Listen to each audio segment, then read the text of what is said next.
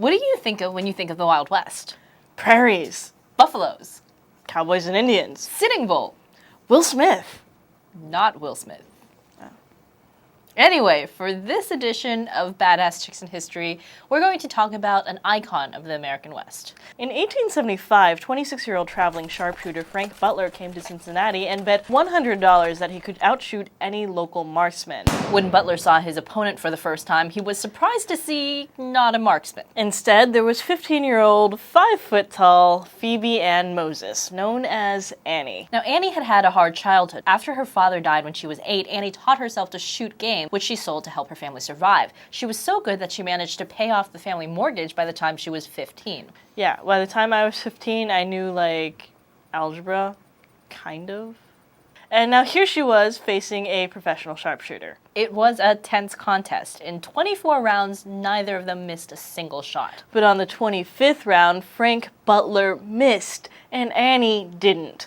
So Frank lost the match. But he gained a wife. Less than a year later, Frank Butler and Annie Moses were married. For a few years, they traveled around as Frank did his sharpshooting act. Then, one day, Frank's partner fell ill, and Annie took the stage. The crowd loves her. Annie's so popular, she starts performing with Frank all the time. She adopts the stage name of Annie Oakley, and Frank becomes Annie's assistant. In 1885, Annie and Frank joined a traveling performance called Buffalo Bill's Wild West. It was one of the first Wild West shows, which were responsible for making the romanticized cowboys and Indians idea of the American West the legend it is today. And it was around this time that Annie's life starts to sound like a legend as well. She meets Sitting Bull, who's so impressed by her that he adopts her and names her Watana Cecilia, or Little Sure Shot. She meets and performs for Queen Victoria. She performs at the Paris exhibition during the debut of the Eiffel Tower. The French president offers her a commission in the army. Someone writes this crazy book about her childhood, how she killed a bear, killed a panther, saved a train from being robbed, wrestled a wolf. None of which is true.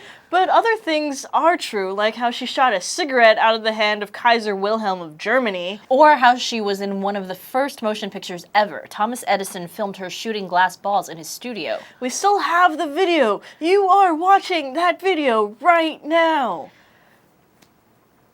Okay, so Annie eventually left Buffalo Bill's show in 1901 after being injured in a train accident, but she would remain a celebrity for the rest of her life. She continued doing sharpshooting demonstrations well into her 60s. Annie died in 1926 at the age of 66. Frank Butler, her husband of 50 years, died just 3 weeks later. In her lifetime, she personally taught more than 15,000 women how to shoot. She was a huge advocate for women's right to self-defense and wanted all women to be able to handle a gun. She even offered twice to train female sharpshooters for the U.S. military, once for the Spanish-American War and once for World War I.